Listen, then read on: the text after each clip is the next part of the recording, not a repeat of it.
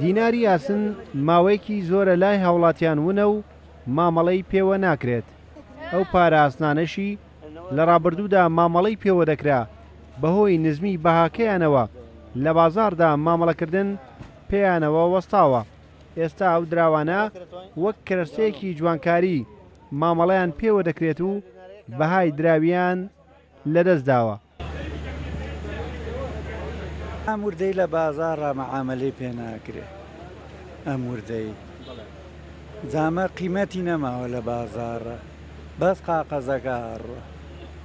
ئەم پارەی ئەوروپای 24 وڵاتی دەوڵەی ئەوروپی. ئەمانە دراوی ئاسنی زۆرینەی وڵاتانی گیانە. لێرەش مامەڵەیان پێوە دەکرێت. کەم وڵات هەیە بۆ کاراسانی کاروباری هاوڵاتیانی دراوی وردەی ئاسن بەکار نەهێنێت بە هۆکاری ئەوەی مامەڵەکردن پێیانەوە ئاسانە. بۆ هەر کڕین و فرۆشتنێکی ئاسایی دەتوانرێت مامەڵەیان پێوە بکرێت.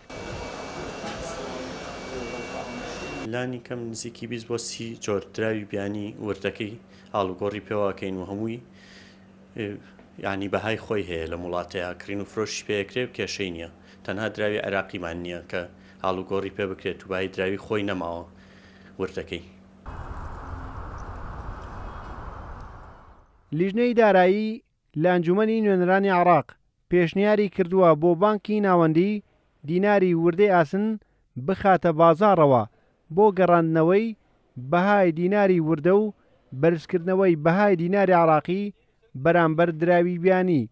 بە وتەی یابوودیناسێکیش ئەگەر ئەو بڕیارە جێبەجێ بکرێت کاراسانی دەبێت بۆ هاوڵاتیان پارەی کۆن و دراویش لە بازاڕدا کەم دەبێتەوە. خەرجی گۆڕینی پارەی وردەی دراو لە کۆڵ حکومەت دەبێتەوە.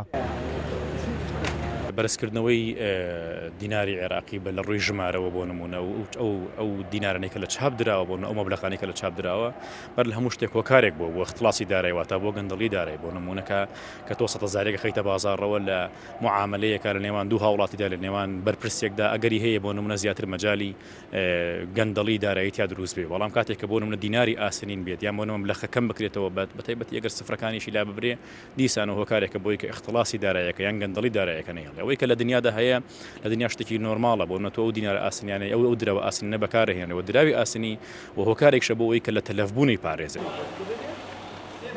لە دوای ساڵی 2003ەوە بانکی ناوەندی عێراق دراوی ئاسنی 25 دیناری 50 دیناری و 100 دیناری خستە بازاڕەوە.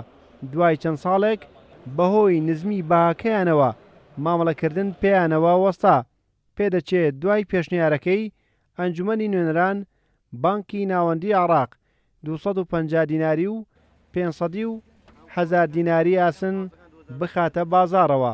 بەوەش تا ڕادەیەک بەهای دیناری وردە لە بازاڕدا جێگیر دەبێت. ڕێبازیوە کورسات نیوز سلێمانی.